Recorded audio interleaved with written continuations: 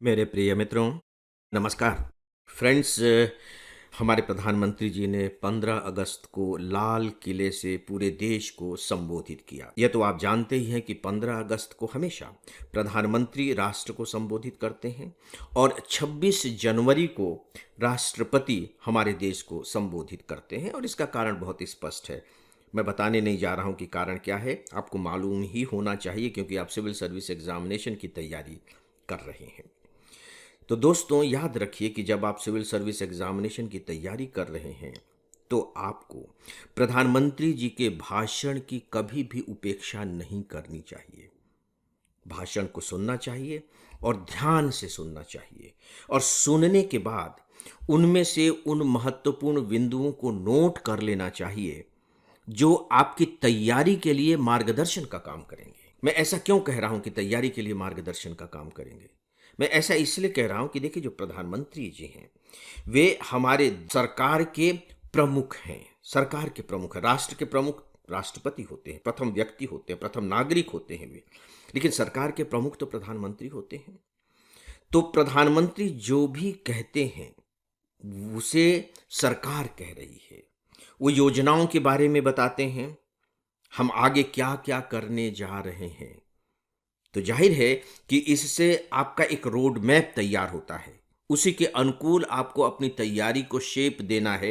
एकदम नहीं, लेकिन कम से कम उससे हमें इस बात का एहसास हो जाना चाहिए कि नहीं, प्रधानमंत्री जी ने ये बातें कही हैं, तो ये टॉपिक हमारे एग्जामिनेशन के लिए बहुत इम्पॉर्टेंट है और खासकर मुख्य परीक्षा के लिए तो बहुत ही इम्पॉर्टेंट हो जाते हैं।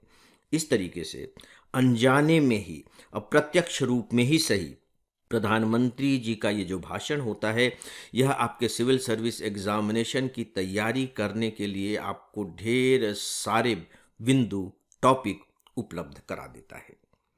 फ्रेंड्स, एक सूचना है, एफआईएस का एक मोबाइल ऐप है। इस पर आपको आईएएस की तैयारी के लिए रोजाना 10 न्यूज़पेपर्स के चुने हुए एडिटोरियल कमेंट्स और आर्टिकल्स पढ़ने को मिलेंगे।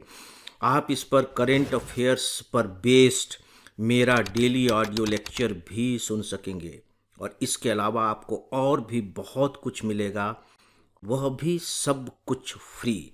तो आप बिना देरी किए इस ऐप को एंड्रॉयड या अपने एप्पल डिवाइस पर इंस्टॉल कर लें। दोस्तों, मैं प्रधानमंत्री जी के भाषण के विस्तार में नहीं जा रहा हूं। उम्मीद करता हूं कि आपने जरूर सुना होगा और यदि नहीं सुना हो तो कोई बात नहीं, आप उस युग में रह रहे हैं जब इस तरह की चीज़ें नष्ट नहीं होती हैं। आपके पास अभी भी प्रधानमंत्री जी का भाषण अवेलेबल है। समय निकाल लीजिए, सुन लीजिए। अगर पूरा सुनेंगे तो आपको ज़्यादा फायदा होगा। लेकिन यहाँ मैं उनके पूरे के पूरे भाषण का जो सार है, खासकर वह बिंदु जो एग्जामिनेशन की दृष्टि से मुझे बहुत महत्वपूर्ण लगा है, बस मैं उसे ही आपके सामने प्रस्तुत करने जा रहा, इस विश्वास के साथ कि आप पूरे भाषण को सुनने के लिए 75 मिनट का समय तो कम से कम निकाल ही लेंगे। दोस्तों, प्रधानमंत्री जी ने विकसित भारत की बात कही। जब हम कहते हैं विकसित भारत तो उसके लिए जो टाइम फ्रेम है आपको मालूम है, 2047 तक। 2047 में हमारा देश आज़ादी के अपने 100 वर्ष पूरा करेगा। तो 100 वर्ष पूरे होने तक भारत का स्वरूप क्या होगा? परिकल्पना की गई है कि 2047 तक हमारा राष्ट्र एक विकसित राष्ट्र में तब्दील हो जाएगा। आपको इस बात की बहुत अच्छी समझ होनी चाहिए कि विकसित राष्ट्र किसे कहते हैं। दोस्तों, इसके लिए प्रधानमंत्री जी ने 7 सूत्र दिए हैं जिनको उन्होंने 7 शक्तियां कहा है। शक्ति की सप्त धारा, यानी कि अगर राष्ट्र को विकसित बनाना है तो हमें इन 7 विषयों पर काम करना होगा। ये 7 धाराएं हैं जिन पर हमें विशेष ध्यान देना होगा। इसका मतलब ये हुआ कि ये 7 वे टॉपिक्स हैं जिनकी तैयारी आपको सिविल सर्विस एग्जामिनेशन के लिए बहुत अच्छे से करनी चाहिए। केवल मेंस के लिए ही नहीं, बल्कि प्री की दृष्टि से भी और बिल्कुल अपडेटेड फॉर्म में। मतलब ये नहीं कि किताबों में बस टॉपिक पढ़ लिया, रट लिया और बात बन गई, नहीं, उन्हें आपको अपडेट करते हुए तैयारी करनी होगी।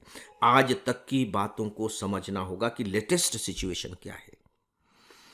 तो दोस्तों, अब मैं आपसे जो 7 धाराएं हैं, जिन्हें हम कह सकते हैं 7 शक्तियां हैं, उनके बारे में थोड़ी थोड़ी बातें बताने जा रहा हूं। मैं डिटेल्स में उनकी चर्चा नहीं करूंगा, ये मैं आपके ऊपर छोड़ रहा हूं कि आप इन पर अच्छे से नोट्स भी तैयार कर लें, खासकर लेटेस्ट सिचुएशंस को ध्यान में रखते हुए। पहली बात उन्होंने कही मैन्युफैक्चरिंग को लेकर। मैन्युफैक्चरिंग, और आप जानते हैं कि सरकार ने ये अपने उद्देश्यों के तहत रख भी रखा है कि हम भारत को मैन्युफैक्चरिंग हब बनाएंगे। और आप ये भी जानते हैं कि चाइना ने जो इतनी तरक्की की है वो इसलिए क्योंकि चाइना अब दुनिया का एक मैन्युफैक्चरिंग हब बन चुका है और भारत में ऐसा बनने की बहुत बड़ी संभावनाएं हैं। तो मैन्युफैक्चरिंग हब, जब हम कहते हैं मैन्युफैक्चरिंग हब, तो जाहिर है कि इसमें छोटे छोटे कल पुर्जों से लेकर के बड़े बड़े वस्तुओं तक का निर्माण करना शामिल है। बड़े बड़े उत्पादों तक का निर्माण हम करेंगे। आप देखिए कि हमारे यहाँ जो एमएसएमई के जो उद्योग होते हैं उनका तो बहुत बड़ा रोल है। हमें लघु, सूक्ष्म, छोटे, मध्यम दर्जे के उद्योगों को भी उतना महत्व देना है, वहाँ से लेकर के और बड़े बड़े उद्योग तक, जिसमें रक्षा उत्पादन तक शामिल है। तो दोस्तों, पहला पॉइंट है मैन्युफैक्चरिंग। इस पर आपकी बहुत अच्छी तैयारी होनी चाहिए। जब हम उद्योगों से नीचे उतरते हैं तो सेकेंड सेक्टर हमारा आता है कृषि का। कृषि की भारत कैसे उपेक्षा कर सकता है? वह तो हमारी अर्थव्यवस्था की रीढ़ की हड्डी ही है। तो इसमें हमें दोनों क्षेत्रों पर ध्यान देना है। हमें खाद्यान्न का उत्पादन भी करना है, कृषि क्षेत्र को बढ़ावा भी देना है। जब हम कहते हैं कृषि क्षेत्र को बढ़ावा देना है तो इसका मतलब ये हुआ कि हम खाद्यान्न का उत्पादन तो करेंगे ही, कृषि क्षेत्र के जो दूसरे दूसरे सेक्टर्स होते हैं वहाँ भी हम अपने उत्पादन को बढ़ाने की कोशिश करेंगे। जैसे बागवानी का क्षेत्र है, फूलों का, ये सब जो दूसरे दूसरे क्षेत्र होते हैं, इन पर भी हमें पर्याप्त ध्यान देना होगा। और साथ ही साथ इसे उद्योगों से भी जोड़ना होगा, क्योंकि जब तक हम कृषि पर आधारित उद्योगों पर विशेष ध्यान नहीं देंगे तब तक कृषि सेक्टर भी आगे नहीं बढ़ सकेगा। क्योंकि इस कृषि क्षेत्र को किसानों के लिए फायदेमंद बनाना आज हमारे लिए एक बहुत बड़ी चुनौती हो गई है। दोस्तों, जो तीसरी शक्ति है वह है प्रौद्योगिकी और नवाचार, टेक्नोलॉजी और इनोवेशन। अखबारों में आपको पढ़ने को मिलता होगा, अक्सर इन सब के बारे में बातें की जाती हैं, लेकिन यहाँ उन्हें एक जगह पर समेट दिया गया है। और चूंकि प्रधानमंत्री जी कह रहे हैं, 15 अगस्त पर कह रहे हैं, लाल किले से कह रहे हैं, ये जो सिचुएशन है, यह सिचुएशन अलग तरह की प्रतिबद्धता व्यक्त करती है। राष्ट्र की प्रतिबद्धता है, ये व्यक्ति की प्रतिबद्धता नहीं है, ये राष्ट्र की प्रतिबद्धता है। तो दोस्तों, तीसरा है प्रौद्योगिकी और नवाचार। इसमें आर्टिफिशियल इंटेलिजेंस की बात उन्होंने कही, रोबोटिक्स, क्वांटम टेक्नोलॉजी और स्पेस की बात उन्होंने कही है। आपको मालूम है कि कुछ ही दिनों पहले स्पेस टेक्नोलॉजी में भारत ने कमाल किया है, जब हमारे यहाँ का एक प्राइवेट जो स्टार्टअप है उसने रॉकेट लॉन्च किया। सोच करके देखिए, उसने अंतरिक्ष यान लॉन्च किया, प्राइवेट सेक्टर का स्टार्टअप, और इतनी जल्दी। तो स्पेस के क्षेत्र में तो खैर भारत बहुत आगे बढ़ रहा है और आगे भी लगातार वो बढ़ता चला जा रहा है, और इसमें बहुत बड़ी संभावनाएं भारत के सामने मौजूद हैं। दोस्तों, जो नेक्स्ट है वो है गति शक्ति। गति शक्ति का मतलब है यातायात, ट्रांसपोर्टेशन, सड़कों के जरिए ट्रांसपोर्टेशन। एक्सप्रेसवे हमारे यहाँ कितने बनाई जा रहे हैं आपको मालूम है, राजमार्ग बनाए जा रहे हैं, बंदरगाहों के माध्यम से कनेक्टिविटी को बढ़ाने की कोशिश की जा रही है, कॉरिडोर बनाए जा रहे हैं। तो ये सब के सब गति को तीव्र करने की कोशिशें हो रही हैं। ट्रेन के सेक्टर में आप देख रहे हैं, रेलवे सेक्टर में, कि किस तरह से फास्ट ट्रेन चलाई जा रही हैं। एयरलाइंस के सेक्टर में आप देख रहे हैं कि उड़ान योजना के तहत छोटे छोटे स्थानों को एयरलाइन से जोड़ने की कोशिश की जा रही है। तो ये सभी गति शक्ति के अंतर्गत आते हैं। इसके बाद जो पांचवी शक्ति है वह है रक्षा, कि कैसे हम रक्षा क्षेत्र में आत्मनिर्भरता प्राप्त करें। भारत रक्षा उपकरण का दूसरा तीसरा सबसे बड़ा आयातक देश है।